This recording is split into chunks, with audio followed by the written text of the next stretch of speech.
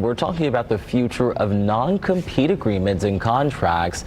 It's up in the air right now. A federal judge in Texas recently blocked a rule from the Federal Trade Commission that would make it easier for employees to quit their job to work for a competitor. Joining us this morning on Daybreak is Scott Johnson. He is a professor at Purdue Global Law School. Scott, good morning to you. Hey, good morning to you.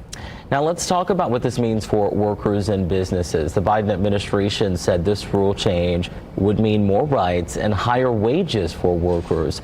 Scott, what was the judge's reasoning possibly in striking down this rule? Two bases for it. One was that the agency did not have the authority to do it based on its statutory authority. And the other was, if it did, it was arbitrary and capricious because the agency had other methods of addressing non-competes like case-by-case enforcement. Now, Scott, it's my understanding that Indiana currently bans non-compete agreements with primary care doctors. Why do other business owners continue to fight to keep them in place?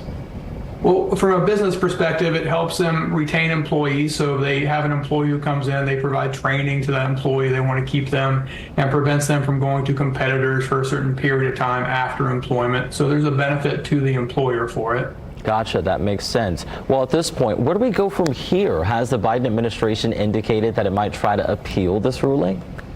At the federal level, the Biden administration did say they were considering their options, which could include appeal. It could also include that case-by-case enforcement. So you may see the FTC step up those efforts to enforce or to prosecute more claims for non-competes.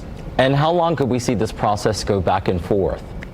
It could go back and forth a while if there is an appeal. It would first go to an appellate court, and then there are some other cases in other federal districts like Florida and Pennsylvania. So those may end up getting appealed, and that may end up at the Supreme Court.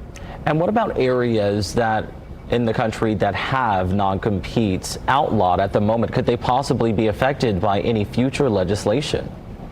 Well, the state non-compete laws, like the one you mentioned in Indiana, are still in place. And so states still can take those efforts if they want to. Some states have banned them, California being one of them. So the federal law would not really affect those bans on non-competes at the state level.